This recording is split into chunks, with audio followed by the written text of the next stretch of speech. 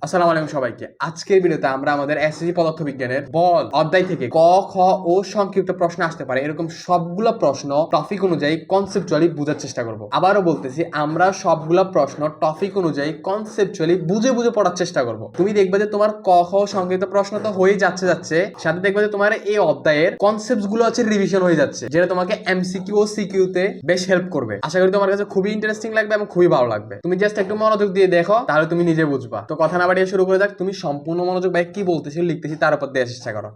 তো আমাদের প্রথম যে টপিকটা সেটা হচ্ছে যাই জড়তা ও জড়তার প্রকারভেদ। তো আমরা প্রথমে একটা কাজ করি যে আমরা জড়তা ও জড়তার জিনিসটা একটু দেখে নিই, তাহলে আমাদের জন্য দেখা যাবে যে এই কোয়েশ্চেনগুলো প্লাস আমাদের খ জন্য আরো কতগুলো কোয়েশ্চেন আসবে, দেখা যাবে যে সবগুলো কোয়েশ্চেন আমাদের জন্য আনসার করা ইজি হয়ে যাবে আমরা যদি জাস্ট কনসেপ্টটা একটু বুঝে নিই। ঠিক আছে, জড়তা জিনিসটা কি? জড়তা জিনিসটা হচ্ছে যে নিউটনের প্রথম সূত্র। এক কথা সেটা হচ্ছে কি যে গতিশীল বস্তু সবসময় গতিশীল থাকতে চাইবে আর স্থির বস্তু সবসময় স্থির থাকতে চাইবে। এখন এই সূত্রটা আসলে আমাদের কাছে একটু মানে বাস্তব বিরোধী মনে হয়, কারণ আমরা স্বাভাবিকত দেখি যে কোনো একটা বস্তু, আমি যদি একটা ফুটবল খেলেছে লাথি মারছি, এটা কত দূর যায়, এখানে থেমে যায়, কিন্তু চলে না, কিন্তু সূত্র বলে চলবে সারা জীবন।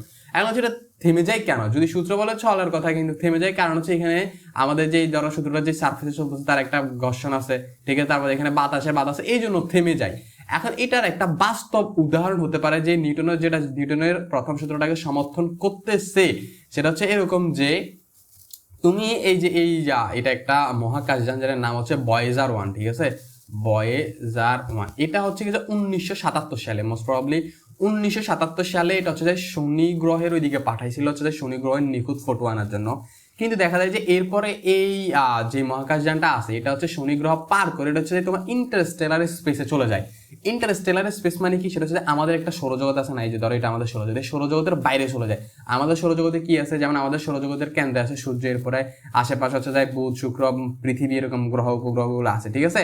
আর সৌরজগতের কেন্দ্রটা হচ্ছে যায় সূর্য। এই পুরো সিস্টেমটাকে বলা হচ্ছে একটা সোলার সিস্টেম, এটা হচ্ছে আমাদের সৌরজগৎ, ঠিক আছে, সেটা হচ্ছে মিল্কি ওয়ে। এই আমাদের সৌরজগতের বাইরে যখন কোনো একটা স্পেসে বস্তু চলে যায় সেটাকে বলা হয় ইন্টারস্টেলার স্পেসে চলে গেছে বস্তুটা। তো এই যে মহাকাশযানটা আছে না, এটা হচ্ছে আমাদের ইন্টারস্টেলার স্পেসে চলে গেছে সৌরজগৎকে বাদ দিয়ে। এখন ইন্টারস্টেলার স্পেস হচ্ছে যে একটা ইন্টারেস্টিং বিষয় হচ্ছে ওইখানে তোমার বল আছে না, যে বলটা একদম শূন্য বলতে পারে। মানে কি? ওইখানে কোনো প্রকার ঘর্ষণ নাই, কোনো প্রকার বল নাই বলতে পারে, একদম মানে একদম নাই বলতে পারো না, আছে তবে ওটা খুবই কম যেটাকে তুমি একদম শূন্য বলতে পারো, ঠিক আছে। তো আমরা মাত্র জানি যে আমরা যে বাস্তবে এই যে একটা ফুটবলকে যখন আমি লাথি মারি সেটা থেমে যায় কেন? কারণ এখানে একটা ঘর্ষণ বল কাজ করতেছে, আবার বাতাসের বাধা বিপরীতে কাজ করতেছে, গতির বিপরীতে কাজ করতেছে। ঘর্ষণ বলের ক্ষেত্রে একটা জিনিস অবশ্যই মাথায় রাখবো, সেটা সবসময় গতির বিপরীতে কাজ করে। ঘর্ষণ বলের সংজ্ঞাটা এটা যে ঘর্ষণ বলের সংজ্ঞাটা কেমন? সেটা যে কোনো গতিশীল বস্তু যখন চলমান থাকে তখন তার গতির বিপরীতে যেই বলটা কাজ করে তাকে বলা হচ্ছে ঘর্ষণ বল বলে। কিন্তু এই যে ইন্টারস্টেলার স্পেসে না কোনো ঘর্ষণ বল নাই, আর বল আছে তবে সেটা একদম শূন্য বলতে পারো, তো আমরা শূন্য বলে বিবেচনা করি। এখন খেয়াল করো, তার মানে যখন কোনো বল কাজ করতেছে না এখানে, তার মানে কি এই যে বস্তুটা যদি আস্তে করে চলো সেটা সারা জীবন সেম গতিতে চলতে থাকবে, কারণ এখানে তো কোনো বল নাই, একে বিপরীতে কোনো বল নাই এটাকে থামায় দেওয়ার জন্য। তো নিউটনের প্রথম সূত্র অনুযায়ী এটা চলতেই থাকবে এন্ড এটা আসলেই চলতেছে। সেই 1977 সালে এটা প্রেরণ করছে, এখন পর্যন্ত এই বস্তুটা চলতেছে। এখন ধারণা করা যায় এই বস্তুটা ইন্টারস্টেলার স্পেসে তো চলতেছে না, এটা কোন দিকে চলতেছে আমরা জানি না, এবং এটা আমাদের থেকে এখন বর্তমানে এটা এখন চলতেছে, এটা এখনো চলতেছে, কারণ এখানে তো কোনো বল নাই বিপরীতে, গতির বিপরীতে কোনো বল নাই যে এটাকে থামাই দিবে। নিউটনের সূত্র অনুযায়ী এটা চলতে আছে এবং এটা এখন আমাদের থেকে অলমোস্ট বলা যায় 24 থেকে 25 বিলিয়ন কিলোমিটার দূরে আমাদের থেকে অবস্থান করতেছে, ঠিক আছে। এখনো চলতেছে।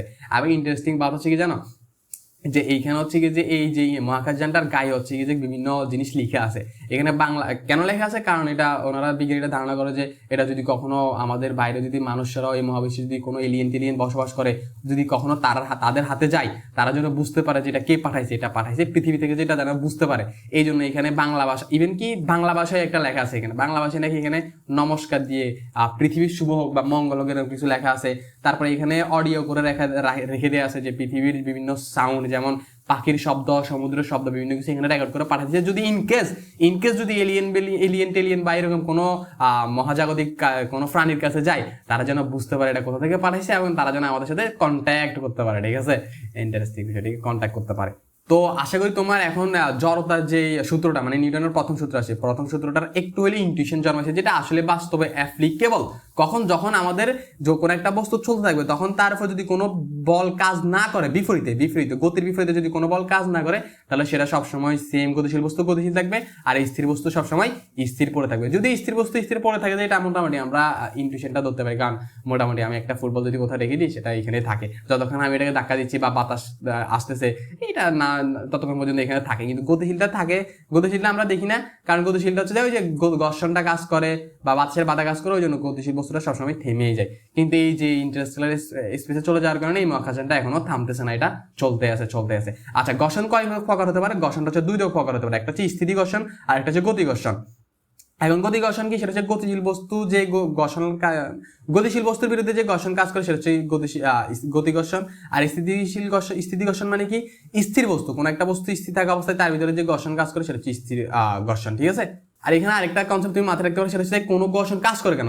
যখন একটা জিনিস মাথায় রাখবে যে ধরো একটা বস্তু এই যে এই সারফেসটার উপর দিয়ে লেছে চলতেছে, আমরা যদি দেখতেছি এই সারফেসটা একদম ফ্ল্যাট, এই যে বস্তুর তলটা ফ্ল্যাট, তবে এখানে দেখা যায় যে এই যে তুমি যদি একদম মাইক্রোস্কোপিক ভিউ দিয়ে দেখো, এখানে দেখবা যে এই যে বস্তুটা যে তলে চলতেছে, এখানে কিছু খাঁজ কাটা আছে, এরকম এই যে বস্তুর পৃষ্ঠে এরকম কিছু খাঁজ কাটা আছে। তো খাঁজগুলো আকর্ষণ করার কারণে এখানে হচ্ছে যে তোমার আলটিমেটলি একটা ঘর্ষণ বল, মানে গতির বিপরীতে এদিকে চাইতেছে, কিন্তু খাঁজগুলোর কারণে এদিকে যে একটা বাধা প্রয়োগ করে, যে বাধাটাকে বলা হচ্ছে ঘর্ষণ বল। ঘর্ষণ কি? এটার জন্য এই জিনিসটা সংজ্ঞাটা দিতে পারবা যে যখন কোনো একটা বস্তু কোনো একটা তলে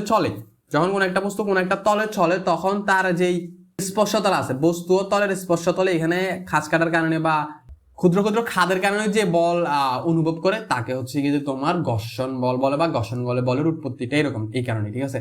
তো তাহলে আমাদের মোটামুটি এখন তাহলে আমরা জড়তা কাকে বলে, আচ্ছা জড়তা কাকে বলে সেটা তো আমরা মাত্র বলছি। নিউটনের প্রথম সূত্রটা ছিল জড়তা সূত্র। সেটা হচ্ছে যে জড়তা হচ্ছে কি যে কোনো বস্তু স্থির বস্তু বল প্রয়োগ না করলে, এটা মাথায় রাখবা যে বিনা বল প্রয়োগে বল প্রয়োগ করলে সেটা হচ্ছে যাই সমস্যা হয়ে যাবে। কারণ জড়তার ভাঙেই হচ্ছে বল প্রয়োগ। বল জিনিসটাই হচ্ছে জড়তা ভাঙে, বল জিনিসটা জড়তার বিপরীতে কাজ করে। মানে কি? বল না থাকলে বিনা বল প্রয়োগে স্থির বস্তু স্থির থাকবে আর গতিশীল বস্তু গতিশীল থাকবে, এটা হচ্ছে জড়তা বলে। আর সেখানে যখন একটা বল চলে আসে, যেমন কি যে জড়তার কারণে এই বস্তু স্থিতিশীল আছে, এখানে স্থিতিশীল থাকবে, কিন্তু আমি যদি একটা বল দিয়ে দিই তাহলে এটা হচ্ছে গতিশীল হয়ে যাবে। এই যে আমি জড়তাটা যে আলসিমিটা আছে, জড়তা মানে বলতে পারো যে আলসিমি, বস্তু যে আলসিমিটা আছে সে যে স্থির ছিল, স্থির থাকতে চাইতেছে, কিন্তু এটা যে এখন চলছে, এটা কার কারণে চলছে? এটা ফোর্সের কারণে চলছে। বলতে পারো যে জড়তা মানে ভাঙে কি? জড়তা ভাঙা হচ্ছে ফোর্স, মানে গতিশীল বল। আবার গতিশীল বস্তু যে গতি জড়তা দেখায়, সে যে চলতে চাচ্ছে, কিন্তু এটাকে থামাই দেয় ফোর্সের কারণে সে থেমে যায়। আমি একটা ফোর্স প্রয়োগ করলে সেখানে থেমে যাবে। ঠিক আছে। তো জড়তা ভাঙে কি? সেটা হচ্ছে বল। মানে বলতে পারো বলের সংজ্ঞাটা তুমি এভাবে দিতে পারো যে জিনিসটার কারণে বস্তুর জড়তা ব্যাঘাতপ্রাপ্ত হয় তাকে বল বলে। কারণ জড়তা ভাঙেই বলে, এটাই একটা কথা। স্থিতি জড়তা কি? স্থিতিশীল বস্তুর উপর যে জড়তা কাজ করে তাকে স্থিতি জড়তা বলে। গতি জড়তা কি? গতিশীল বস্তুর উপর যে জড়তা কাজ করে তাকে গতি জড়তা বলে।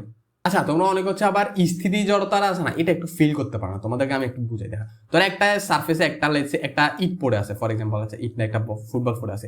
তুমি ধরো এটাকে হালকা 1 নিউটন বলে একটা ধাক্কা দিলা, তাহলে ধর খুব হালকা বল, এত হালকা বলে ধাক্কা দিলে যে বস্তুটা ফুটবলটা আসলে নড়ে না, মানে এইদিকে যায় না। এখন এই যে 1 নিউটন বল ধাক্কা দিলেন, তারপরও আমরা তো জানি যে 1 নিউটন বল ধাক্কা দিলে এটা চলার কথা, যদি একটা বল পাইছি, কিন্তু চলে নাই কেন? চলে নাই এই কারণে, কারণ এই যে তল আছে না, এই তল এইদিকে একটা ধাক্কা দিচ্ছে 1 নিউটন বলের। তো ঘর্ষণ বল, এটাকে বলে ঘর্ষণ বল। তলে একটা ধাক্কা দিচ্ছে, এটাকে ঘর্ষণ বলে। এই ঘর্ষণ বলটা হচ্ছে যে আমার প্রযুক্ত বলের থেকে এখনো ছোট, মানে সমান বা ছোট হওয়ার কারণে এটা এখনো মুভ করতেছে না। যখন আমি ধরো এই বস্তুটা আর এই যে তলের ঘর্ষণ বল 3 নিউটন, ম্যাক্সিমাম 3 নিউটন আর কি ঘর্ষণ বলটা, আমি 2 নিউটন দিব, তখনও দেখবা যে এই বস্তুটা হচ্ছে যে মুভ করবে না, কারণ এই যে ঘর্ষণ বলটা ম্যাক্সিমাম 3 নিউটন হতে পারে না। তো 2 নিউটন দিছি না, তখনও ঘর্ষণ বল 2 নিউটন কাজ করতেছে বিপরীতে। 3 নিউটন দিছি, তা বস্তুটা মুভ করবে না। যখনই আমি 4 নিউটন দিয়ে দিব, তখন ঘর্ষণ বলটা ম্যাক্সিমাম এদিকে 3 নিউটন কাজ করবে, আর এদিকে আমি তো 4 নিউটন দিচ্ছি, তো এখন এই যে প্রযুক্ত বলটা ঘর্ষণ বল থেকে বেশি হয়ে যাবে, তখন হচ্ছে বস্তুটা আলটিমেটলি মুভ করা শুরু করবে 1 নিউটন বলের কারণে, কারণ 3 নিউটন বল তো ওই যে ঘর্ষণের কাটাকাটি করে ফেলতেছে। ঠিক আছে। তো এই যে বস্তুটা খেয়াল করো, 3 নিউটন দেওয়া পর্যন্ত কিন্তু বস্তুটা তোমার স্থির ছিল, এই যে এখানে স্থির ছিল। এখন স্থির হয়েছে কেন? কারণ ওই যে স্থির অবস্থায় এই যে 3 নিউটন বলের এইদিকে একটা ঘর্ষণ বল কাজ করতেছিল। কি বলতে বুঝছি? আমি আশা করি বুঝতে পারছি। ঠিক আছে। এরপরে কোশ্চেনটা আমরা দেখি। বলছো যে বল কাকে বলে? বলের শ্রেণীবিভাগ। বল কাকে বলে? এটা মাত্র বললাম, যেটার কারণে কোনো গতিশীল বস্তু স্থির হয়ে যায় বা গতির পরিবর্তন হয়, বা স্থির বস্তু গতিশীল হওয়া শুরু করে, বা বলতে পারে যে জড়তার ভাঙে, জড়তার যেই আলসেমিটা আছে সেটা ভাঙে, সেটাকে বল বলে, ঠিক আছে। বা তুমি সংজ্ঞাটা এভাবে দিবে যে গতিশীল বস্তু স্থির বা গতির পরিবর্তন হয় আর স্থির বস্তু গতিশীল হয়, যার কারণে তাকে বল বলে। স্পর্শ বল কি?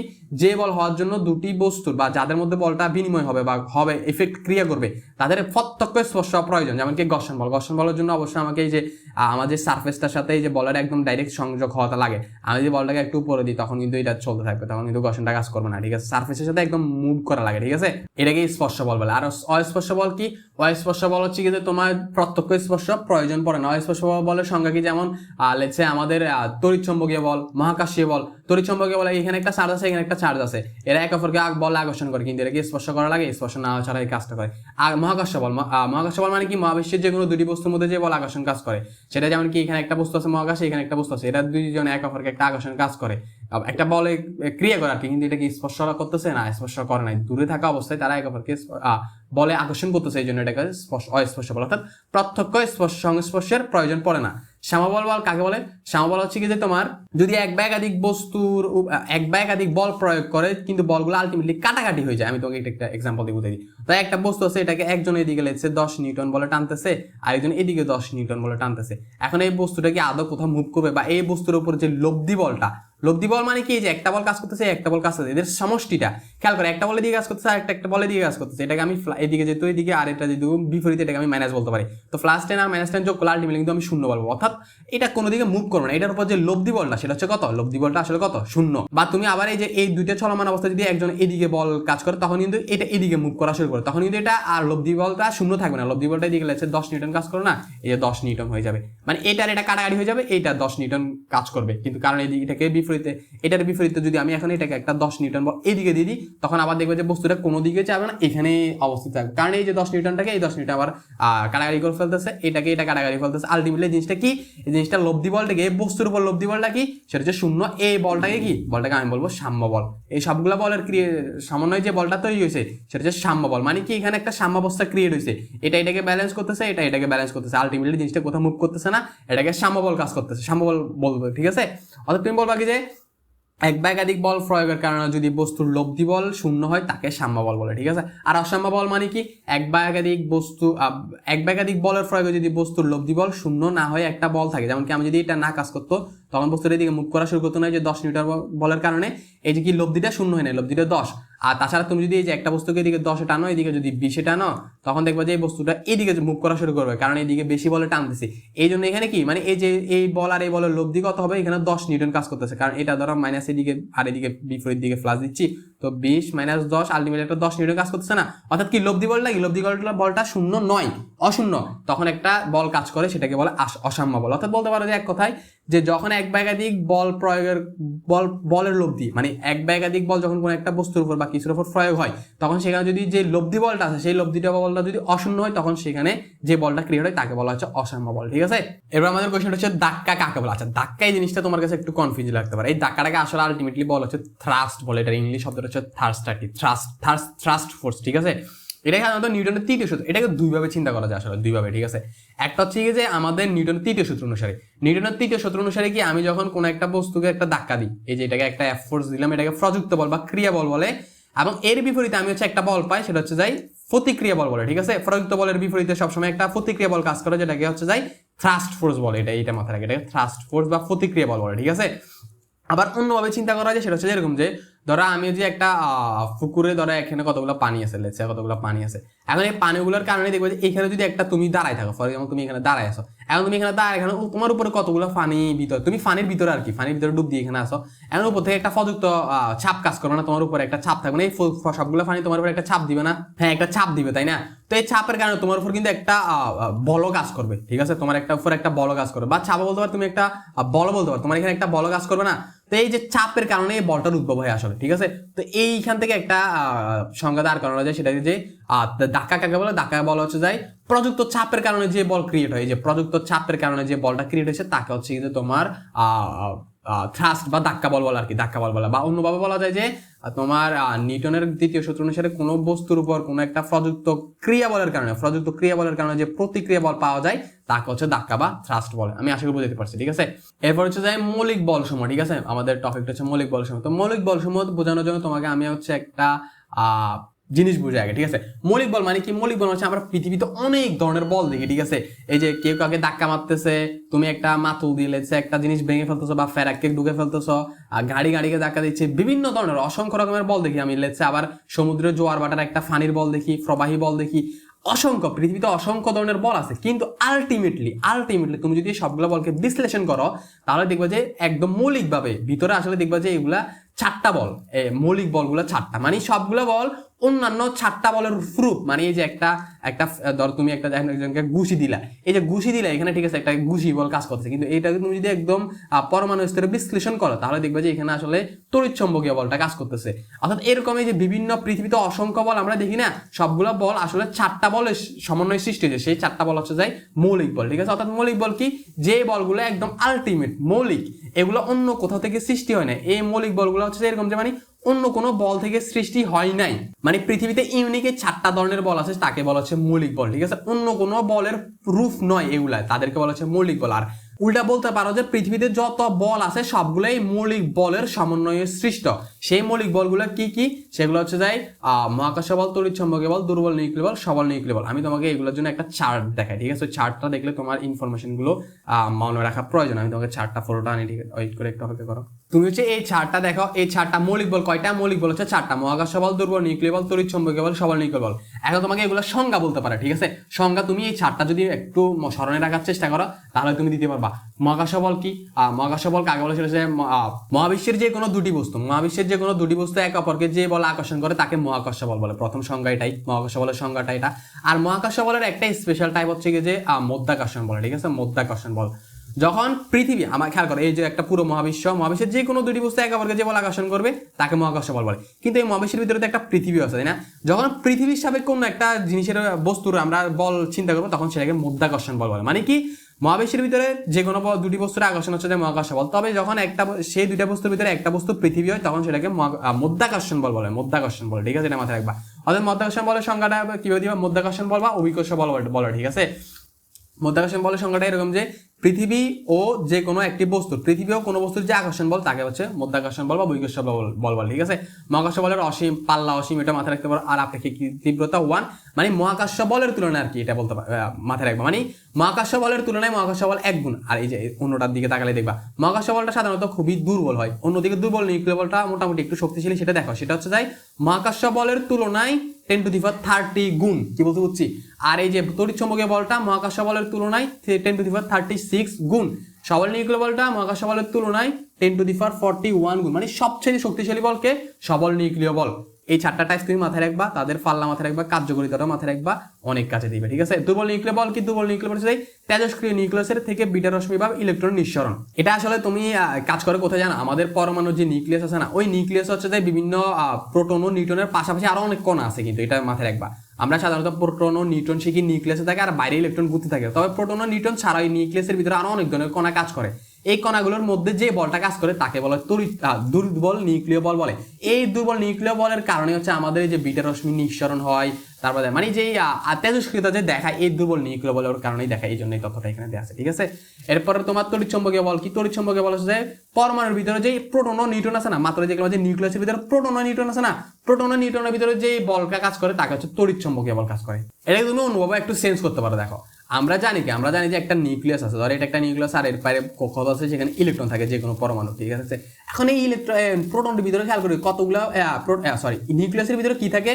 প্রোটন থাকে ও নিউট্রন থাকে। এখন খেয়াল করো, নিউট্রনটা ঠিক আছে, মানে তোমার নিউট্রনের কোনো চার্জ নাই, চার্জবিহীন, কিন্তু প্রোটনটা একটা ধনাত্মক চার্জ বিশিষ্ট, তাই না? তার মানে এখানে কতগুলো পজিটিভ চার্জ আছে। এখন আমরা জানি যে পজিটিভ চার্জগুলো একে অপরকে বিকর্ষণ করে, তাই না? তো এখানে এরা বিকর্ষণ করলে পজিটিভ প্রোটনগুলোতে একে অপর থেকে ছুটে যাওয়ার কথা না, ছটকে যাওয়ার কথা না, কিন্তু ছিটকে যায় না কেন? কারণ হচ্ছে এই যে প্রোটনগুলা যে একে অপরকে বিকর্ষণ করতেছে সমধর্মী হওয়ার কারণে তাদের বিপরীতে হচ্ছে কি যে তোমার তড়িৎ চুম্বকীয় বলটা কাজ করতেছে। সরি, একটা জিনিস ভাইয়া মাত্র ভুল বলছি। এটা হচ্ছে যে তোমার এই যে মাত্র যে ব্যাখ্যাটা দিলাম ভাইয়া, যে পরমাণুর ভিতরে নিউক্লিয়াসের যে প্রোটন ও নিউট্রনের ভিতরে যে আকর্ষণ বলটা কাজ করে, বা তোমার এই যে একটা ব্যাখ্যা দিলাম যে প্রোটনগুলো যে একে অপরের সমধর্মী হওয়ার কারণে বিকর্ষণ হয়ে ভিতরে ছিটকে যাওয়ার কথা, কিন্তু তারা ছিটকে যায় না, এটা আসলে সবল নিউক্লিয় বলের কারণে। সবল নিউক্লিয় ভাইয়া, তখন এটাকে তড়িৎ চুম্বকীয় বল বলতেছিলাম, ঠিক আছে।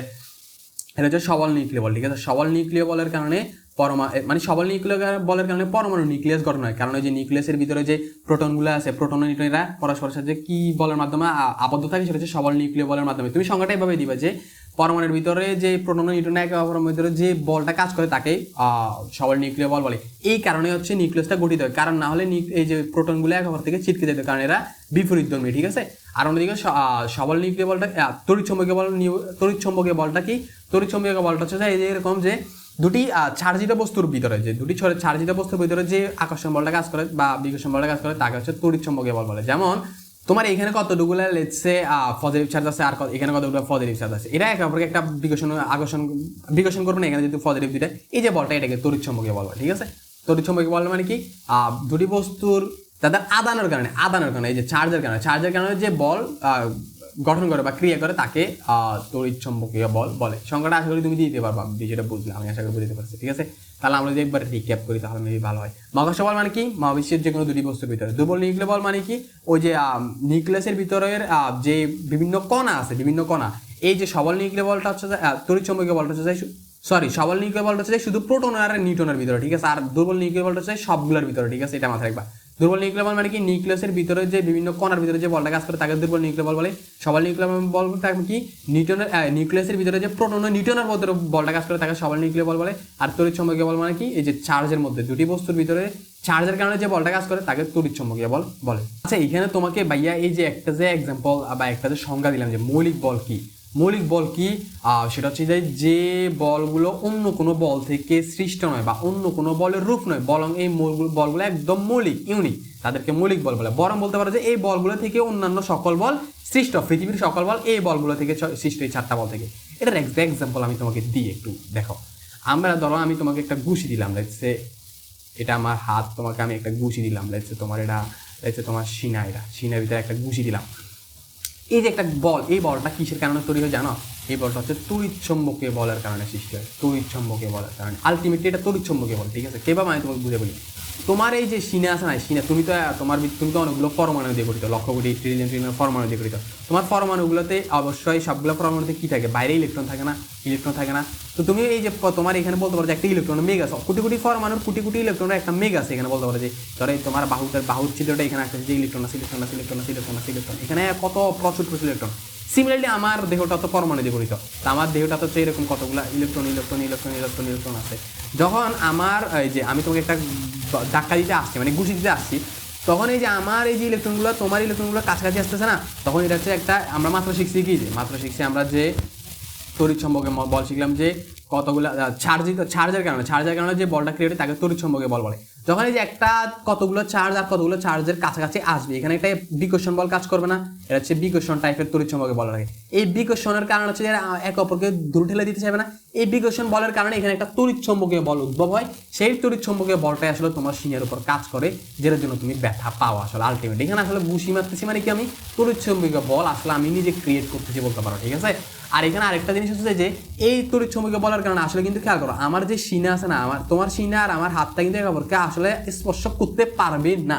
এটা একটা ইন্টারেস্টিং থিওরি যে আমরা কাউকে আসলে স্পর্শ করতে পারি না, কখনোই পারি না। আপাত দৃষ্টিতে মনে হইলেও আসলে আমরা কাউকে স্পর্শ করতে পারি না, কারণ এখানে যে ইলেকট্রনগুলো আছে, আমার হাতের ইলেকট্রনগুলো তোমার হাতের ইলেকট্রনগুলো একে অপরকে বিকর্ষণ করতেছে, এরা প্রচুর জোরে একটা ইমিউশন করতেছে, এরা আসলে একে অপরকে আলটিমেটলি স্পর্শ করতে পারবে না। পরমাণু স্তরে এরাও একে অপরকে স্পর্শ করতে পারবে না, যদি আপাত দৃষ্টিতে আমরা মনে করি যে আমরা একে অপরকে স্পর্শ করি বা আমরা দেখি একে অপরকে স্পর্শ করি। আর তুমি যে আঘাতটা পাও সেটা হচ্ছে আসলে তড়িৎচুম্বকীয় বলের কারণে আঘাতটা পাও, আর আমি যে আঘাতটা পাই সেটা তড়িৎচুম্বকীয় বলের কারণে আঘাতটা পাই। আলটিমেটলি কি বলতে বুঝছি? তো দেখতেছি একটা ঘুষির বল, কিন্তু আসলে এটা কাজ করতেছে পরমাণু স্তরে কি? তড়িৎচুম্বকীয় বল। এই জন্য বলা হয় যে পৃথিবীর যে কোনো বলই আসলে তড়িৎচুম্বকীয় বল না, মানে এই 4টা বলের সমন্বয় তৈরি, আর কি এটা বলতে চাইছিলাম, ঠিক আছে। যেমন ঘুষির এক্সাম্পলটা বাবা তুমি অন্যভাবে চিন্তা করো না, হচ্ছে একটা কাঠ দিয়ে তোমাকে বাড়ি দিলাম, সেম এই লজিকটাই বিভিন্ন জায়গায় বিভিন্ন ক্ষেত্রে বিভিন্ন বল কাজ করতেছে, সেই 4টা বলই আলটিমেটলি 4টা বলই কাজ করতেছে। এই 4টা বলের সমন্বয়ে পৃথিবীর অন্যান্য সকল বল ক্রিয়েট হয়েছে, ঠিক আছে। আমি আশা করি বুঝতে পারছি। এরপরে আমরা আমাদের পরের এগুলা কোশ্চেনগুলোতে একটু যদি দেখি, দেখো আর তুমি এগুলা এখন সংজ্ঞা দিতে পারবা ইজিলি। অভিকর্ষ বল কি সেটাও মাত্র দেখা দিয়েছি। মাধ্যাকর্ষণজনিত ত্বরণ কি, এই যে ভাই মাত্র বললাম না যে পৃথিবী হচ্ছে কি যে অন্যান্য বস্তুকে আকর্ষণ করে, যে বল ক্রিয়েট করে তাকে মাধ্যাকর্ষণ বল বা অভিকর্ষ বল বলে। এখন যেখানে বল আছে সেখানে কি আছে, ত্বরণ আছে। এখন বলবা কি অভিকর্ষ ত্বরণ কি, অভিকর্ষ ত্বরণ বা মাধ্যাকর্ষণজনিত ত্বরণ কি, এই যে পৃথিবী কোনো বস্তুকে আকর্ষণ করার কারণে যে মাধ্যাকর্ষণ বল বা অভিকর্ষ বল তৈরি হয়, সেই অভিকর্ষ বলের কারণে যে ত্বরণটা তৈরি হয় কোনো বস্তুর, তাকে বলে মাধ্যাকর্ষণজনিত ত্বরণ। অর্থাৎ কি অভিকর্ষ বলের প্রভাবে তৈরি ত্বরণকে অভিকর্ষ ত্বরণ বা মাধ্যাকর্ষণ বল বলে।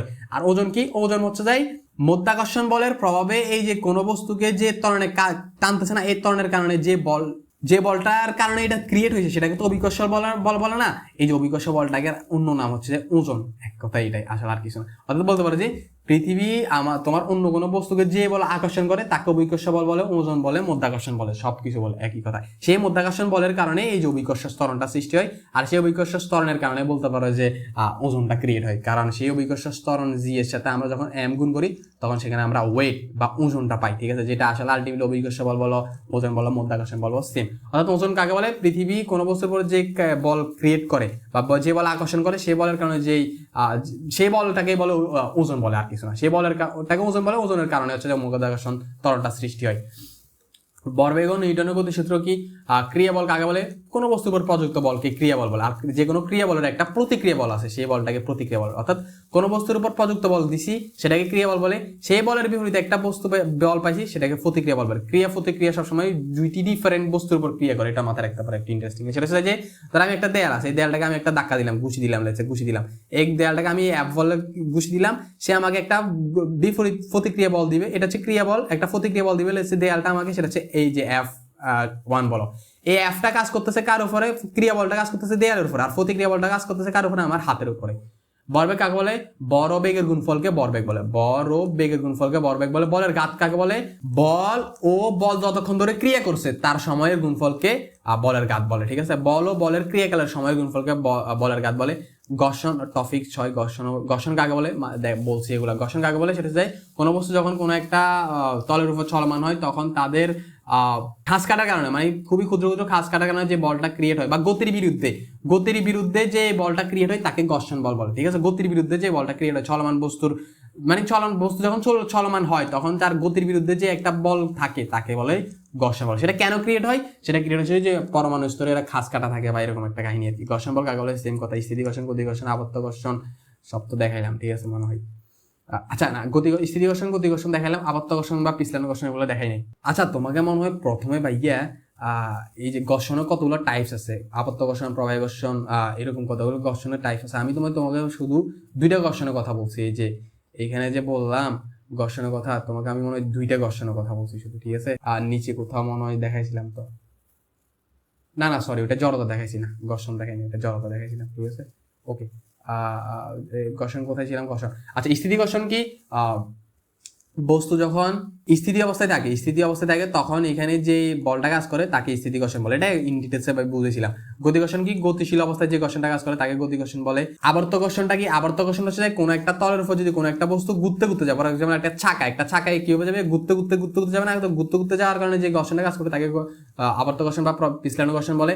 আর প্রবাহী ঘর্ষণ কাকে বলে, প্রবাহী ঘর্ষণ হচ্ছে যাই, এটা মাথায় রাখবো যে এটা সংজ্ঞাটা তুমি সুন্দর করে একটু লিখে দিবা আর কি, যে কোনো একটা বস্তু যখন গড়িয়ে যায় বা ঘুরতে যায় তখন যে ঘর্ষণ কাজ করে। প্রবাহী ঘর্ষণ মানে কি, ধরো একটা তরল, একটা পানি আছে বা একটা বাতাস, আমরা যে ধরো প্যারাশুট নিয়ে নামে না ওইটা, বা পানিতে মাছ প্রবাহ করে যায়, ওই যে প্রবাহী কোনো একটা তরল লিকুইডের ভিতরে বা বায়বীয় পদার্থ বা তরলের ভিতরে যে যাওয়ার সময় যে ঘর্ষণ কাজ করে তাকে বলা হচ্ছে প্রবাহী ঘর্ষণ, ঠিক আছে। কারণ তরল প্রবাহিত হয়, বায়ু প্রবাহিত হয়, ওই প্রবাহীর কারণে ঘর্ষণটা তৈরি হয় বলে ওটাকে প্রবাহী ঘর্ষণ বলে। ব্রেক বলতে কি বোঝায়, ব্রেক ভাই আমরা সবাই ব্যবহার করি, তাই না। ব্রেক বলতে কি বোঝায়, ব্রেক বলতে বোঝায় যে আসলে এটা কিভাবে চেঞ্জ করতে হবে, এটা এগুলা বোঝা কঠিন বাট লিখা কঠিন, বোঝা সহজ। ব্রেক এই যে কিছু জিনিস আছে আর কি, যেমন ব্রেক, এটা কি বলবা তুমি এখন, এটা হচ্ছে এরকম যে খেয়াল করো, আমরা কোনো একটা বস্তুকে লাগছে সাইকেলকে থামাইতে চাই, তখন আমরা ব্রেক করি। ব্রেক করে আসলে আমরা করিটা কি, ব্রেক করে থেমে যাই, ঠিক আছে। থেমে যাই কেন, কারণ আমি এখানে একটা চূড়ান্ত লেভেলের ঘর্ষণ ক্রিয়েট করি, সাইকেলের গতির বিরুদ্ধে একটা ঘর্ষণ ক্রিয়েট করি, তো ওই ঘর্ষণটা ক্রিয়েট করার জন্য সাইকেলটা থেমে যায়, আর ওইটাকে আমরা ব্রেক বলি, ঠিক আছে। তো ব্রেক কাকে বলে, যে ঘর্ষণ ক্রিয়েট করার মাধ্যমে, ইচ্ছাকৃত ঘর্ষণ ক্রিয়েট করার মাধ্যমে আমরা কোনো একটা বস্তুকে থামাই ফেলি, বা গতিশীল বস্তুকে থামাই ফেলি, বা সাইকেলকে থামাই ফেলি, গাড়িকে থামাই ফেলি, তাকে ব্রেক বলে। ব্রেকের মাধ্যমে আসলে আলটিমেটলি আমরা কি করি, ঘর্ষণ বল ক্রিয়েট করি বলতে পারো, ঠিক আছে।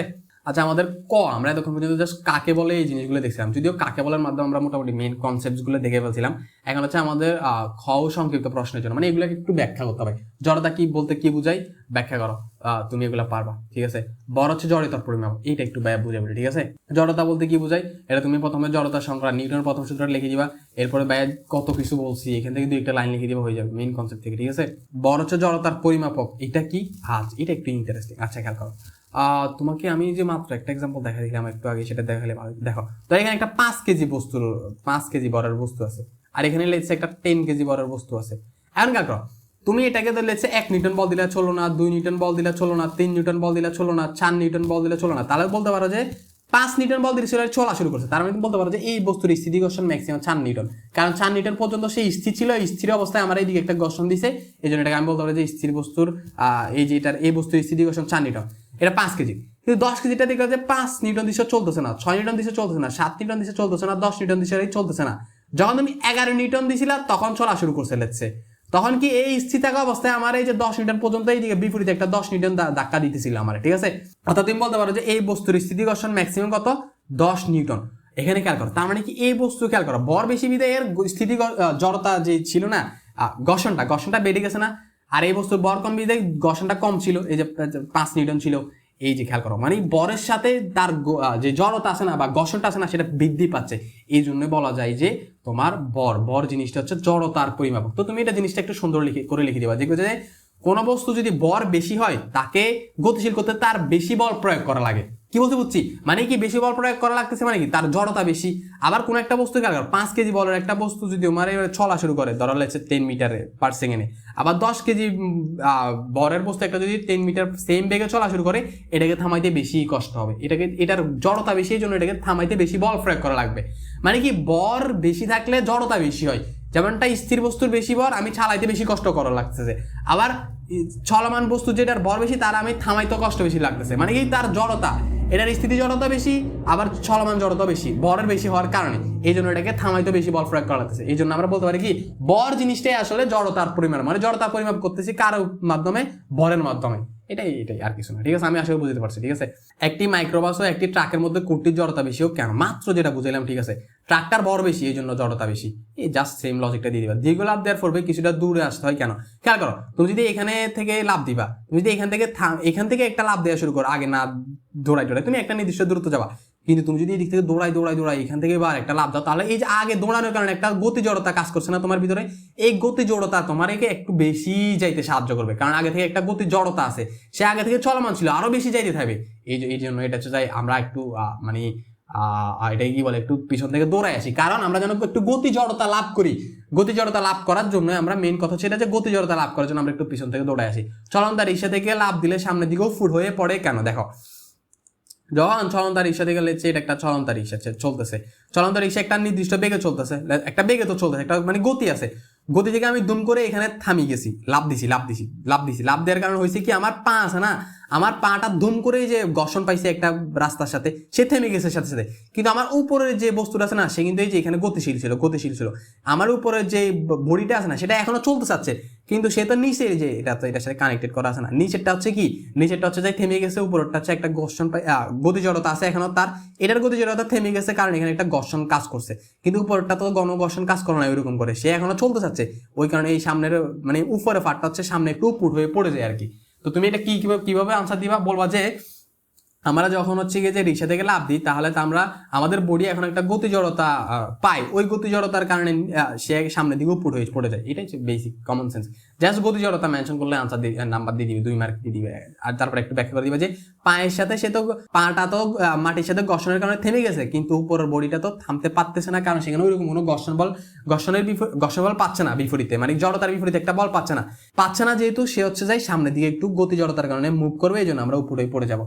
বৈদ্যুতিক পাখার সুইচ বন্ধ করার সাথে সাথে থেমে যায় না কেন, বৈদ্যুতিক পাখা যখন চলতে থাকে তখন তার একটা গতি জড়তা থাকে, কিন্তু যখন আমি সুইচ বন্ধ করে থেমে মানে বল দেয়া বন্ধ করে দিচ্ছি, ঠিক আছে, কিন্তু গতি জড়তার কারণে সে আরেকটু চলবে। আমি আশা করে বুঝাইতে পারছি, সিম্পল ছিল। এখন ভাইয়া পরের কোয়েশ্চেন গুলো একটু নিয়ে আসি, ঠিক আছে। আচ্ছা ভাইয়া পরের কোয়েশ্চেন গুলো নিয়ে আসছি। এরপর কোয়েশ্চেনটা কি বলছে যে মসৃণ রাস্তায় ব্রেক করলে চলন্ত গাড়ির চাকা পিছলিয়ে যায় কেন, বা অথবা গাড়ি ব্রেক করার পরে একটু সামনে গিয়ে থেমে যায় কেন? এটা খুবই কমন সেন্স, গতি ঘর্ষণের কারণে। একটা গাড়ি যখন চলতে থাকে তখন সেটা একটা গতি ঘর্ষণ থাকে। যখন ধুম করে আমি হঠাৎ করে তাকে একটা এনাফ পরিমাণ ফোর্স দিয়ে দিই, ঘর্ষণ ক্রিয়েট করি ব্রেক করার মাধ্যমে, তখন সে হচ্ছে গতি জড়তার কারণে একটু সামনে গিয়ে যেতে চাই। আর একটু সামনে গিয়ে যেতে চাই মানে গতি জড়তার কারণে সামনে যেতে চাই, আর সামনে যেতে গেলে একটু পিছলাই চাই, যেখানে একটু পিছলাই চাই। কমন সেন্স, গতি জড়তার কারণে, এক কথায় গতি জড়তার কারণে। বল সাম্যতা মৌলিক বলের প্রকৃতি, বস্তুর আকারের উপর বলের প্রভাব ব্যাখ্যা। হ্যাঁ, বস্তুর আকার মানে কি, সে দেখতে কেমন, তাই না? মানে ধরো একটা বস্তুর আকারের উপর বলের বিভিন্ন প্রকার প্রভাব থাকতে পারে, বস্তুর আকারে পরিবর্তন হয়ে যায়। এক কথা যেটা যে বস্তুর আকারে পরিবর্তন হয়ে যায়। যেমন তুমি যদি একটা প্লাস্টিকের বোতল আছে, ধরো এখানে প্লাস্টিকের বোতলকে তুমি ছাপ দিছো, এখানে এটা বাঁকা হয়ে যাবে, এরকম হয়ে যেতে পারে, ঠিক আছে? আবার তুমি একটা রাবার আছে, রাবারকে একটু টানলা দুই পাশ থেকে, তাহলে সেটা হচ্ছে যে একটু লম্বা হয়ে যেতে পারে। বা একটা সিঙ্গেম আছে, সিঙ্গেমকে টানলে লম্বা হয়ে যায়। বিভিন্ন ধরনের হতে পারে। বা তুমি কোনো একটা কিছু ভেঙে ফেলতে পারো, একটা টেবিলকে তুমি ভেঙে ফেলতে পারো, ঠিক আছে? তো বিভিন্ন ধরনের প্রভাব বলতে পারো, এইটাই বলে দিবা। আকারের উপর প্রভাব আছে বলতে পারো, আকার পরিবর্তন হয়ে যায়, তারপর একটা এক্সাম্পল বলে দিবা, শেষ হয়ে গেল। কিছু কিছু জিনিস স্থায়ী পরিবর্তন, কিছু কিছু জিনিস অস্থায়ী। মানে স্থায়ী মানে কি, যেমন তুমি ভেঙে ফেললে, এটা একদম স্থায়ী, আর ভেঙে গেছে, শেষ।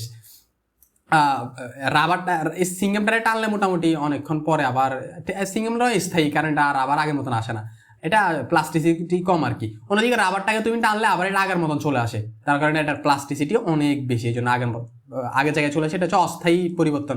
আর বোতলটা স্থায়ী অস্থায়ী দুইটাই বলতে পারো। মানে তুমি জাস্ট বলে দিবা যে স্থায়ী অস্থায়ী দুই ধরনের হতে পারে, শেষ। সাম্য অসাম্য বলের মধ্যে পার্থক্য লিখো। সাম্য অসাম্য বল তোমাকে ডিটেলসে দেখাইছিলাম। সাম্য অসাম্য বলের পার্থক্য কি? সাম্য বল কি মানে ওই যে লব্ধি বলটা শূন্য না, এক কথা হচ্ছে, সরি, লব্ধি বলটা শূন্য। সাম্য বল লিখবা, সাম্য বলের নিচে লিখবা লব্ধি বল শূন্য শূন্য, অসাম্য বল লব্ধি বল শূন্য নয়। লব্ধি বল সাম্য বলের ক্ষেত্রে আবার লিখবে যে লব্ধি বল শূন্য না, শূন্য মানে কি কোনো ত্বরণ থাকে না, অর্থাৎ যে বেগে ছিল সেই বেগেই থাকবে। অসাম্য বল মানে কি লব্ধি বল আছে মানে কি ত্বরণ আছে, অর্থাৎ কি একটা বলের পরিবর্তন হবে। এই দুই তিনটা লিখে দিলে হতো। আবার সাম্য বলের সংজ্ঞা দিয়ে দিলা, অসাম্য বলের সংজ্ঞা দিলা। ভাই মেইন কনসেপ্টটা বুঝলে পার্থক্য লিখে কোনো ব্যাপারই না, অসংখ্য পার্থক্য লিখে যাবে, ঠিক আছে? ভাই তোমার অলরেডি তিনটা বলে দিচ্ছি, তিনটা বলে দিলে তোমাকে নাম্বার দিয়ে দিবে। আবার আর কি বলবো, তিনটা বলে দিলে না। আবার তুমি বলতে পারো যখন এই সাম্য অসাম্য বলের ক্ষেত্রে যখন দুইটি বস্তু ক্রিয়া করে, সাম্য হওয়ার জন্য দুইটি বস্তু বিপরীত দিকে, সমান ও বিপরীত দিকে ক্রিয়া করা লাগবে। 10 নিউটন হতে পারে এবং বিপরীত দিকে হতে হবে। আর অসাম্য বলের ক্ষেত্রে বিপরীত দিকে এবং হচ্ছে ভিন্ন মানের বিপরীত দিকে ক্রিয়া করলে হবে, বা ভিন্ন মানের যে কোনো দিকে ক্রিয়া করলে হবে, ঠিক আছে? ভাই যে তিনটা বলছে এই তিনটাই লিখে দিয়ে হয়ে যাবে। লব্ধি বল শূন্য, ত্বরণ থাকে না, বেগের পরিবর্তন হয় না। লব্ধি বল অশূন্য, ত্বরণ থাকে, বেগের পরিবর্তন হয়, কারণ ত্বরণ আছে। দুর্বল নিউক্লিয় বল অপেক্ষা তড়িৎ চুম্বকীয় বল অধিক শক্তিশালী কেন? ভাই দুর্বল নিউক্লিয় বল মানে কি, ওই যে নিউক্লিয়াসের ভিতরে যে কণাগুলো আছে তাদের মধ্যে কাজ করে। একটা জিনিস মাথায় রাখবে যে দুর্বল নিউক্লিয় বল খুবই অল্প পরিচয়, ওই নিউক্লিয়াসের ভিতরে কাজ করে, আর বাইরে কাজ করতে পারে না। অনেকে তড়িৎ চুম্বকীয় বল কিন্তু অনেক দূরে দূরেও কাজ করে, এখানে একটা পজিটিভ চার্জ আছে, এখানে পজিটিভ চার্জ আছে, এটা কাজ করে, ঠিক আছে? এখন কথা বলছে যে তড়িৎ চুম্বকীয় বল অধিক শক্তিশালী কেন? ভাই এটা কিচ্ছু না, তুমি কি করবো জানো? এই যে 7টা আছে না, বলে দিবা যে আচ্ছা দুর্বল নিউক্লিয় বলের পাল্লা এত, কিন্তু সে মহাকর্ষ বিকলের তুলনায় তড়িৎ তীব্রতা, আপেক্ষিক তীব্রতা এত গুণ শক্তিশালী। আর অন্যদিকে তড়িৎ চুম্বকীয় বলের তীব্রতা দেখো 10⁻36, অর্থাৎ এটা বড় এটা থেকে, তো তার মানে এই জন্য তড়িৎ চুম্বকীয় বলটা বেশি শক্তিশালী। ভাই এই জাস্ট এটাই, আর কিছু না। এই যে তীব্রতা মানে কি, কে মহাকর্ষ বলের তুলনায় বেশি শক্তিশালী, এ বেশি শক্তিশালী না এর থেকে, তো এই জন্য এই শক্তিশালী। জাস্ট সংখ্যাটা লিখে দিবা প্রথমে, এরপরে পাল্লাটা মেনশন করে দিবা, পাল্লা না তীব্রতা মেনশন করে দিবা, লিখে দিবা, এটাই, আর কিছু না। বিষয় তুমি 7টা মুখস্থ রাখো, সবগুলা অনেক কিছু আনসার করে ফেলতে পারবা। যার সংখ্যাটা লিখে দিবা, তুলনা করে দিবা, হয়ে যাবে, ঠিক আছে? আমরা দেখতে পাচ্ছি যে এই যে শক্তিশালী বেশি তড়িৎ চুম্বকীয় বল, তো তুমি এটা মেনশন করে দিয়ে বলে দিবা হ্যাঁ তড়িৎ চুম্বকীয় বল শক্তিশালী, ডান হয়ে যাবে। সবল নিউক্লিয় বল শক্তিশালী, সবচেয়ে শক্তিশালী বল মৌলিক বল কেন? এই যে দেখা যায় কারণ কি, কারণ জাস্ট কিছু না, জাস্ট প্রথমে সবল নিউক্লিয় বলের সংজ্ঞাটা দিবা। সবল নিউক্লিয় বল কোথায় কাজ করে? পরমাণু নিউক্লিয়াসে প্রোটন নিউট্রনের ভিতরে, ঠিক আছে? প্রোটন নিউট্রনের ভিতরে কাজ করে, এটা খুবই স্বল্প পাল্লা মানে ওই খালি নিউক্লিয়াসের ভিতরেই কাজ করে, ঠিক আছে? স্বল্প পাল্লার কাজ করে এবং এটি মহাকর্ষ বলের তুলনায় 10⁻41 গুণ বেশি শক্তিশালী। আর অন্যদিকে সবগুলো তো কম, এই জন্য এটি সবচেয়ে শক্তিশালী বল। সবল নিউক্লিয় বল দুর্বল নিউক্লিয় বলের তুলনা করো, ভাই এইগুলাই কি বলছে, পাল্লা মেনশন করে দিবা, তড়িৎ মেনশন করে দিবা, কোথায় কাজ করে এটা মেনশন করে দিবা, হয়ে যাবে। এইটা তুমি এই 4টা 100% ইম্পর্টেন্ট, ঠিক আছে? এটা ইম্পর্টেন্ট করলে তোমার এমসিকিউ তে কত কাজে লাগবে এটা তুমি জাস্ট দেখবা পরীক্ষা, ঠিক আছে? কি বলছে এমসিকিউ তে কত কাজে লাগবে। আমাদের এগুলো ডান। নিউটনের দ্বিতীয় সূত্র ভরবেগ কি? মানে নিউটনের দ্বিতীয় সূত্র ভরবেগের টফ কনসেপ্ট। 50 নিউটন বল বলতে কি বোঝায়? F = ma, তাই না? আর এই m এর মানে হচ্ছে 50 নিউটন বলছে, অর্থাৎ কি বলতে, এটাকে অনেকভাবে চিন্তা করা যায় যে 25 কেজি বরের বস্তুর উপর 2 নিউটন, 25 × 2 = 50, আবার 5 × 10⁻50, 50 × 1⁻50, তো অনেকবার বলতে পারো যে 25 কেজি বরের উপর 2 মিটার 50 নিউটন বল বলতে বোঝায় যে সেটি 25 কেজি বরের একটি বস্তুর উপর প্রযুক্ত হয়ে 2 মিটার/সেকেন্ড ত্বরণ সৃষ্টি করছে। আবার বলতে পারো যে 50 নিউটন বল বলতে বোঝায় যে সেটি 5 কেজি ভরের একটি বস্তুর উপর ক্রিয়া হয়ে 10 মিটার/সেকেন্ড ত্বরণ সৃষ্টি করছে। আবার বলতে পারো যে 50 কেজি একটি ভরের বস্তুর উপর ক্রিয়া প্রযুক্ত হয়ে সেটি 1 মিটার/সেকেন্ড ত্বরণ সৃষ্টি করছে। অনেকবার বলতে পারো।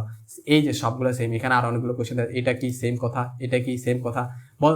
তুমি প্রথমটা বলতে পারো, এটা বলে দিও দরকার জন্য, এই যে 6 × 10⁴ এর ক্ষেত্রে বলে দিও যে এইটা বলতে বোঝায় যে 6 × 10⁴ কেজি ভরের বস্তুর উপর প্রযুক্ত হয়ে 1 মিটার/সেকেন্ড ত্বরণ ক্রিয়া করছে, তৈরি করছে।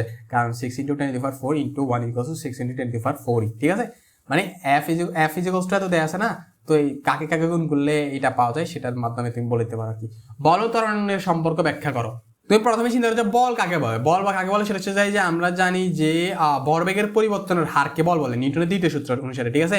কোন বস্তুর উপর প্রযুক্ত কোন বস্তুর ভরবেগের পরিবর্তনের হারকে হচ্ছে যাই বল বলে, মানে ভরবেগের পরিবর্তনের হার তার উপর প্রযুক্ত বলের সমানুপাতিক। সূত্রটা হচ্ছে এটা আসলে। তো ভরবেগের পরিবর্তনের হার মানে কি? ভরবেগ, এই যে শেষের ভরবেগ আর আগের ভরবেগ, তাদের পরিবর্তনের হার মানে সময় দিয়ে ভাগ করতে হবে। এটা কার সমানুপাতিক? এফ এর সমানুপাতিক। অর্থাৎ কি এফ ইজ প্রপোর্শনাল টু এটা। এখন এম কমন নিয়ে ফেললে বি মাইনাস ইউ নিচে হচ্ছে টি। এখন এই যে B minus you by T কে আমি কিন্তু বলতে পারি যে এ, কারণ আমরা জানি যে বেগের পরিবর্তনের হার কি? ত্বরণ। তাই আমি বলতে পারি যে F is proportional to M A. এই যে এটা থেকে এ নিয়ে আসতেছি, অর্থাৎ F is equals to proportional চিহ্ন উঠে দিয়ে একটা ধ্রুবক আনতে হয়, সেই ধ্রুবকের মান 1। তা আমি এম এ বলতে পারি। অর্থাৎ কি এই যে বলের সাথে ত্বরণের সম্পর্কটা কি? বলের সাথে ত্বরণের সম্পর্ক সমানুপাতিক। বল বাড়লে ত্বরণ বাড়বে, বল কমলে ত্বরণ কমবে। এই বক্কচ করে লিখে দিবা। মেন এই যে জিনিসটা লিখে দিবা যে প্রথমে তুমি বলের নিউটনের দ্বিতীয় সূত্রটা মেনশন করে দিবা যে ভরবেগের পরিবর্তনের হারের প্রযুক্ত বলের সমানুপাতিক। তো ভরবেগের পরিবর্তন হার এখানে লিখছি, এই যেটা হচ্ছে ভরবেগের পরিবর্তন হার সময় দিয়ে ভাগ করতে হবে হার বার করার জন্য, সেটা হচ্ছে প্রযুক্ত বলের সমানুপাতিক। B minus you by T কে এ দিয়ে লিখতে পারি। এখন আমি বলে দিব যে হ্যাঁ, বল আর ত্বরণ সমানুপাতিক, বাড়বে কমবে। বল, বর ও ত্বরণের সম্পর্কিত সেম কথাই তো। এফ ইকুয়ালস টু এম এ, এটাই তো বল, বর ও ত্বরণ। এফ ইকুয়ালস টু এম এ, এখানে তো বল, বর, ত্বরণ, এই তিনটা জিনিস তো এখানে আছে। এই বুঝুক এখানে লিখে দিবে এগুলো। নিউটনের একটা বাড়লে কমবে এগুলো বলে দিবা আর কি, ঠিক আছে। নিউটনের গতি দ্বিতীয় সূত্র থেকে প্রথম সূত্র প্রমাণ করো। আচ্ছা, তোমাকে প্রথমে নিউটনের দ্বিতীয় সূত্রটা বুঝতে হবে। নিউটনের দ্বিতীয় সূত্রটা কি? সেটা হচ্ছে যায় এম এ, ঠিক আছে। আর নিউটনের প্রথম সূত্রটা কি? নিউটনের প্রথম সূত্রটা হচ্ছে যায় স্থির বস্তু স্থির, গতিশীল বস্তু গতিশীল। গতিশীল মানে কি? মানে বি বেগে চললে বি বেগে চলতে থাকবে সারা জীবন। আর স্থির বস্তু মানে কি? জিরো বেগেই থাকবে। মানে বি যদি জিরো হয়, ইউ যদি জিরো হয়, বিও জিরো, সবসময় জিরো। অর্থাৎ কি সমবেগে চলতেছে। যে বস্তু স্থির সে সমবেগ সবসময় 0, আর যে বেগে চলতেছে সে সমবেগ সবসময় চলতেছে 10, চলতেছে সবসময় 10ই চলবে। অর্থাৎ বি ইকুয়ালস টু ইউ। এটাকে আমরা প্রমাণ করবো। দেখো তুমি let's say F equals to M A. আমরা নিউটনের এই যে দ্বিতীয় সূত্র থেকে প্রথম সূত্র আসতেছি। এফ ইকুয়ালস টু কি জানি? M A. এই জায়গায় লিখতে পারি কি? M V minus U divide by T, ঠিক আছে। এটা বলতে পারি। এখন এরপরে খেয়াল করো, আমি ধরো এফ এর মান 0, ঠিক আছে। এফ এর মান 0, ঠিক আছে। কারণ কি ওই যে প্রথম সূত্র মানে কি? প্রথম সূত্রে মানে প্রযুক্ত বলটা নাই, মানে কোনো বল বিনা বল প্রয়োগে, বিনা বাধা প্রয়োগে স্থির বস্তু স্থির আর গতিশীল বস্তু স্থির থাকে। অর্থাৎ নিউটনের যে প্রথম সূত্র সেটা বিনা বাধা প্রয়োগে, মানে বিনা বল প্রয়োগেই কার্যকৃত, অন্য কোনো ক্ষেত্রে নয়। বল প্রয়োগ করলে সেটা কিন্তু দ্বিতীয় সূত্রে চলে আসবে, সেটা প্রথম সূত্রে কাজ করে না। জড়তা যে সূত্রটা প্রথম সূত্র সেটা বল প্রয়োগ ছাড়াই স্থির বস্তু স্থির, গতিশীল বস্তু গতিশীল। তাই এখন বল প্রয়োগ ছাড়া মানে কি? এটা 0। তো 0 হলে এই যে টি দিকে আসে 0 হয়ে যাবে। 0 equals to M into B minus U. M এর দিকে ভাগ হয়ে গেলে 0 হয়ে যাবে, অর্থাৎ বি মাইনাস ইউ ইকুয়াল দিকে 0। আর এটাকে এই পাশে নিয়ে আসলে বি ইকুয়ালস টু ইউ হয়ে যাবে। অর্থাৎ কি আদি বেগ শেষ বেগ সমান। অর্থাৎ কি আমি যেটা বলছি, এই যে নিউটনের প্রথম সূত্র কি? গতিশীল বস্তু গতিশীল আর স্থির বস্তু স্থির। অর্থাৎ যে বেগে চলতেছে সেই বেগে চলবে সবসময়, সমবেগে চলতেছে। এখন খেয়াল করে যে দ্বিতীয় সূত্র থেকে আমি এই যে প্রথম সূত্রের কন্ডিশনটা অ্যাপ্লাই করে এই যে বি ইকুয়ালস টু ই প্রমাণ করে ফেলছি। আর বি ইকুয়ালস টু ই মানে কি? সমবেগ মানে কি? জড়তা মানে কি? সবসময় একই বেগে চলতে থাকবে। আমি আশা করি বুঝতে পারছি। বল প্রয়োগ না হলে বস্তুর বেগের পরিবর্তন 0 হবে। এই যে মাত্র এটা যেটা বললাম এটাই। এই যে বি ইকুয়ালস টু ই বল প্রয়োগ করি না মানে 0 বল, এটাই। দুটি বস্তুকে একে বল প্রয়োগ করলে বেগ সমান হয় না, এটা খুবই কমন সেন্স। দেখো, দুটি বস্তুকে একে বল প্রয়োগ করলে বেগ সমান হয় না কেন? এফ ইকুয়ালস টু এম এ, ঠিক আছে। খেয়াল করো, এখন এই যে ত্বরণ মানে হচ্ছে ত্বরণ সমান হলে বেগ সমান হবে, ঠিক আছে। এখন খেয়াল করো, ত্বরণ তো সমান হবে না, কারণ বর ভিন্ন, বুঝো নাই? আমি ঠিক আছে একটা ট্রাকের উপর লেটসে 100 নিউটন বল প্রয়োগ করছি, আরেক জায়গায় আমি একটা লেটসে রিক্সার উপর 100 নিউটন বল প্রয়োগ করছি। এখন রিক্সার বল তো খুবই কম, লেটসে 50 কেজি, আর ট্রাক তো ভাই 500 কেজি হতে পারে। তো 500 কেজি বড় একটা বস্তুর উপর 100 নিউটন বল প্রয়োগ হয়ে যে ত্বরণ সৃষ্টি করবে বা যে বেগ সৃষ্টি করবে, সেটা তো অবশ্যই 100 নিউটন বল প্রয়োগের কারণে 100 কেজি 50 কেজি বরের রিক্সার উপর যে বল যে ত্বরণ ক্রিয়েট করবে বা যে বেগ সৃষ্টি করবে ডিফারেন্স হবে, তাই না? এটা কি কারণে? ভরের কারণে। অবশ্যই বল প্রয়োগ করলে বেগ সমান হবে না, কারণ দুটি ভিন্ন বস্তু ভরের বস্তুর উপর ক্রিয়েট করলে ভিন্ন ত্বরণ সৃষ্টি হবে, আর ভিন্ন ত্বরণ মানে কি ভিন্ন ভর ক্রিয়েট হবে, ভিন্ন বেগ ক্রিয়েট হবে। আমি আশা করি বুঝাতে পারছি। আচ্ছা, এরপর আমাদের কোশ্চেনটা কি ছিল, একটি ক্রিকেট বলকে ব্যাট দ্বারা আঘাত করলে অনেক সময় ছক্কা হয় কেন? এটা খুবই লেম একটা কোশ্চেন, ফালতু কোশ্চেন এগুলো। কি কোয়েশ্চেন করছে এটা? এটা এক কথায় উত্তর, সেটা হচ্ছে যে তোমার একটা যথেষ্ট পরিমাণ না ধাক্কা দেয়, মানে বল দিলেই সেটা ছক্কা হয়, না হলে হয় না। এটা কেন তুমি বিশ্লেষণ করবে কেমনে? দেখো তোমাকে আমরা যদি একটু তারপরে দেখি, দেখো এটা কেমন চিন্তা করতে পারো তুমি এটাকে চিন্তা করতে দেখো, তুমি এই সূত্রটা দেখো, আমি তারপরে এটা তুমি জাস্ট এইভাবে বলে দিবা। দেখো আমি তোমাকে বলবা যে কিভাবে বলবা, দেখো F = m না, আমরা এটা জানি F = m। এখন F = m × b - u / t। খেয়াল করো, ক্রিকেটের যখন আমরা ব্যাট দিয়ে একটা বলকে মারি তখন আসলে হয়টা কি? দেখো, এটা যদি আমার একটা ব্যাট হয়, এখানে একটা বল আঘাত খাইছি, সে আঘাতটা যে খায় সেটা কিন্তু মাত্র 1 সেকেন্ড হতে পারে। মানে আঘাতে যে সময়কাল বল, আমি যে ব্যাট দিয়ে তাকে একটা বল দিচ্ছি, সেই বলের সময়কালটা কতটুকু? খুবই অল্প সময়কাল, হয়তো 0.1 সেকেন্ড হতে পারে। মানে জাস্ট টাচ করছে, বলটা পাই গেছে, খুব অল্প একটা সময়। এখন খেয়াল করো, খুবই একটা অল্প সময়, ঠিক আছে? আবার খেয়াল করবো যে আমি তাকে করি কি, খেয়াল করো যে সেই দিকে আসতে ছিল, তার মানে তার বেগের দিকে, আমি তার বিপরীত দিকে পাঠিয়ে দিই, তাই না? একদম বেগের পরিবর্তন করে দিই, ডাইরেক্ট বেগের পরিবর্তন করে দিই। বেগের কিন্তু দিকও ইম্পর্টেন্ট, খেয়াল রাখি। এটা কিন্তু বেগের দিকে আসতে সেই দিকে পাঠিয়ে দিই, আমি তার দিক পরিবর্তন করি, মানে বেগের পরিবর্তন করে দিই।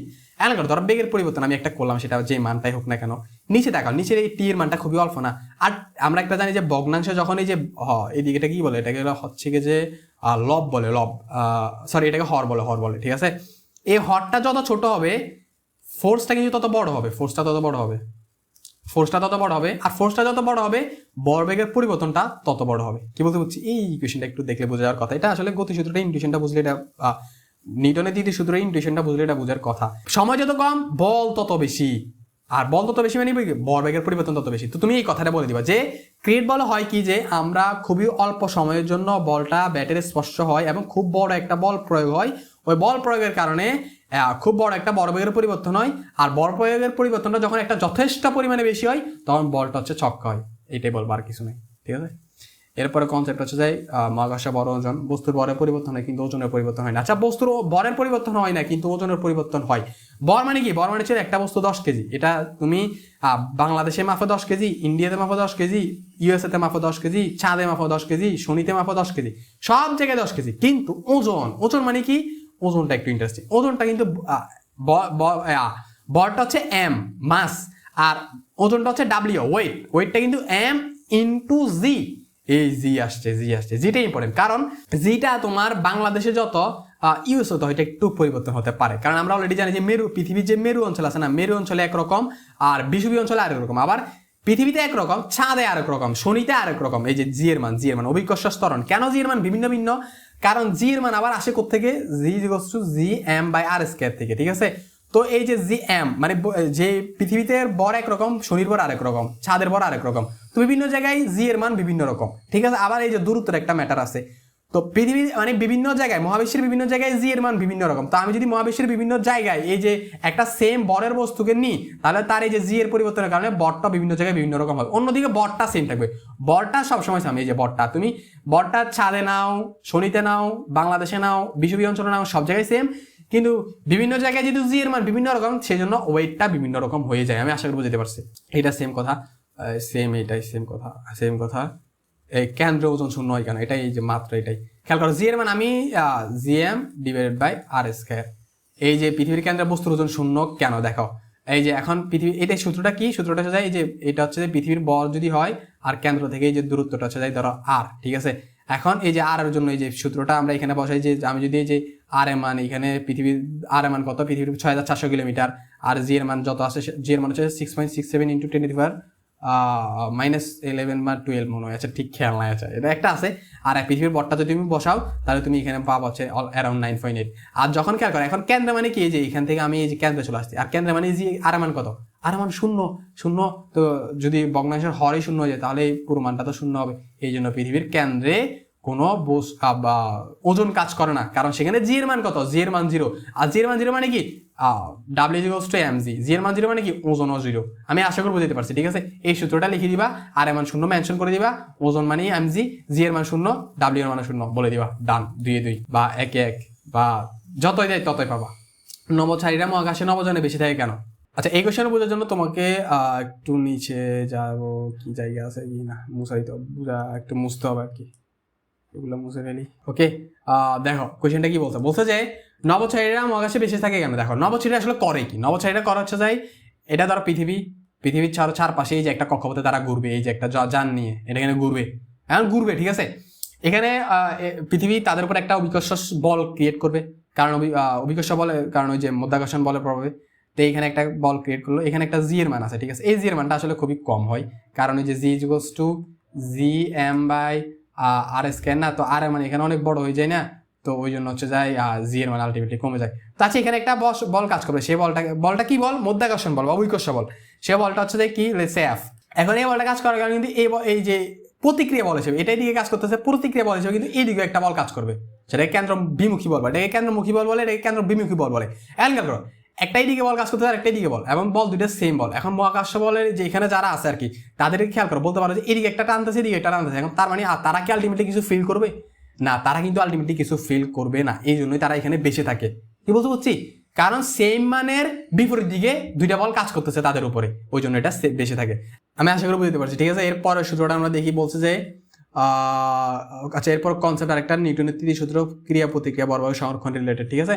একটু নিচে টানি, বলছে যে গলা গেছে,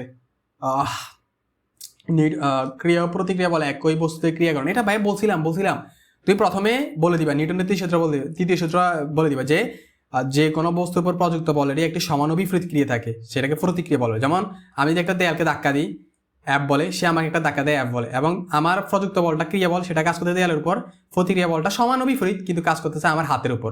শেষ আনসার। বন্ধু থেকে গুলি ছোড়ালে কোনো ব্যক্তি পিছনের দিকে ধাক্কা অনুভব করে না। বন্দুক একটা না, বন্দুক থেকে গুলি এদিকে যাচ্ছে, লেটস সে অ্যাপ বল নিয়ে বাইরে হইলো, এদিকে একটা অ্যাপ বল কাজ করবে না, কারণ যে কোনো ক্রিয়ার প্রতিক্রিয়া বল থাকবে। এই প্রতিক্রিয়া বলটা কার উপর কাজ করে, যে ব্যক্তি ধরে আছে হাত দিয়ে তার উপর, এই জন্য সে একটা ধাক্কা অনুভব করে প্রতিক্রিয়া বলার কারণে। এক কথায় প্রতিক্রিয়া বলার কারণে, একটু লিখে দিবা ডিটেলস বলতে একটু বলে দিবা আর কি, যে বন্দুক বাইরে হয়, অ্যাপ বল নিয়ে সে এদিকে ধাক্কা দেয়, এগুলো আর কি। বায়ুবর্তী একটু বলুন ফুটো করে দিলে, আচ্ছা বায়ুবর্তী বলুন একটা ফুটো করে দিলে, আমরা জানি যে বেলুনটা এইদিকে উপরের দিকে বা এইদিকে দৌড়া মারে। আর আমি যদি একটা বেলুন আঁকার চেষ্টা করি, আমি ফুটো করে দিলাম, বেলুনটা আকাশের দিকে উপরে উঠে দৌড় মারে, ঠিক আছে।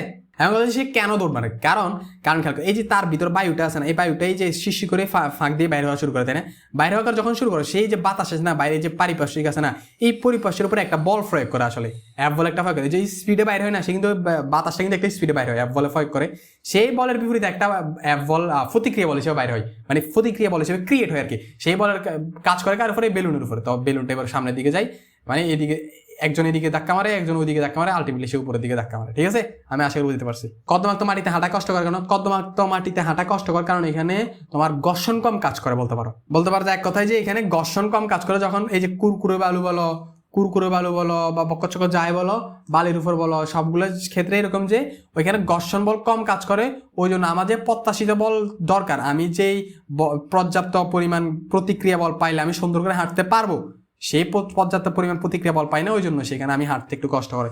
ভরবেগের সংরক্ষণশীলতার নীতি মানে কি? ভরবেগের সংরক্ষণশীলতার নীতি জাস্ট বলে দিবে যে কোনো একটা বস্তু বা দুইটি বস্তুর সংঘর্ষে লিপ্ত হলে বা এক একাধিক বস্তু সংঘর্ষে লিপ্ত হলে তাদের আদি ভরবেগের সমষ্টি ও পরবর্তী ভরবেগের সমষ্টি সমান হবে। অর্থাৎ বলতে পারে যে এরকম যে ধরো দুইটা বস্তু লেসে একজনের দিক থেকে যাইতেছে আরেকজনের দিক যাইতেছে, সেম সংঘর্ষ করলো, এরা আদিবেগ u1 এর আদিবেগ u2, সংঘর্ষে হওয়ার পরে ধরো এখানে সংঘর্ষ হইলো না, হওয়ার পরে নতুন করে বেগ পাইছে একজনে v1 একজনে v2, তাহলে আদি ভরবেগ যে m1 u1 আর আদি ভরবেগের সমষ্টিটা মাথায় রাখবা, m1 u1 plus m2 u2 সমান হবে পরবর্তী ভরবেগ m1 v1 m2 v2।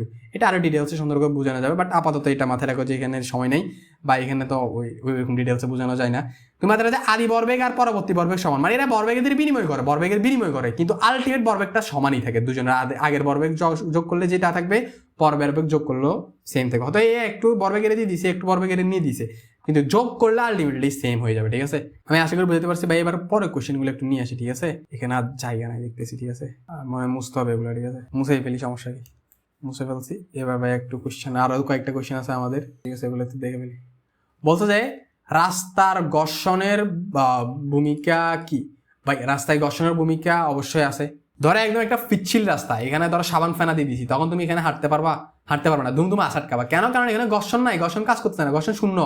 ওই জন্য আমি প্রতিক্রিয়া বল পাচ্ছি না এনাফ পরিমাণ, ওই জন্য আমি পড়ে যাবো দুমদুম।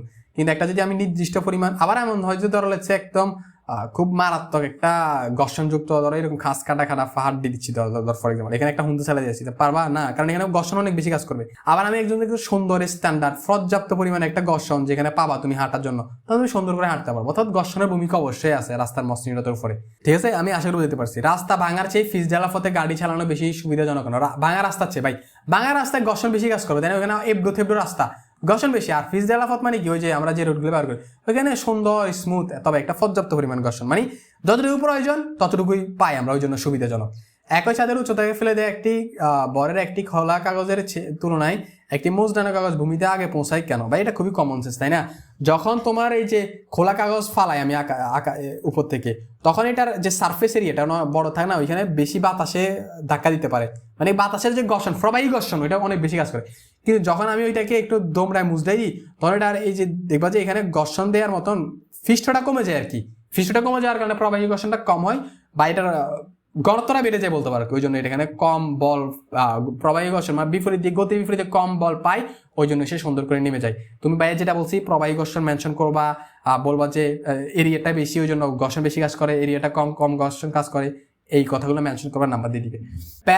প্যারাশুট আরোহী মাটিতে নিরাপদে নামে কিভাবে? প্যারাশুট আরোহী মাটিতে নিরাপদে নামে ঘর্ষণ, প্রবাহী ঘর্ষণটাকে ইউজ করে। এক কথা এটাই, সে যখন নামে তখন প্রবাহী ঘর্ষণটা তার বিপরীত গতি, সে খুব দ্রুত নামতে চায়, কিন্তু যে প্রবাহী ঘর্ষণ আছে সে বিপরীতে একটা কাজ করে, বাধা দেয়, তাই সে আস্তে আস্তে জিনিসটা নেমে ফেলে। এটাই, আর কিছু না। একটি গাছের গুড়িকে দড়ি দিয়ে টেনে নেওয়ার চেয়ে ঠেলা গাড়িতে উঠিয়ে ঠেলে নেওয়া সহজ কিনা?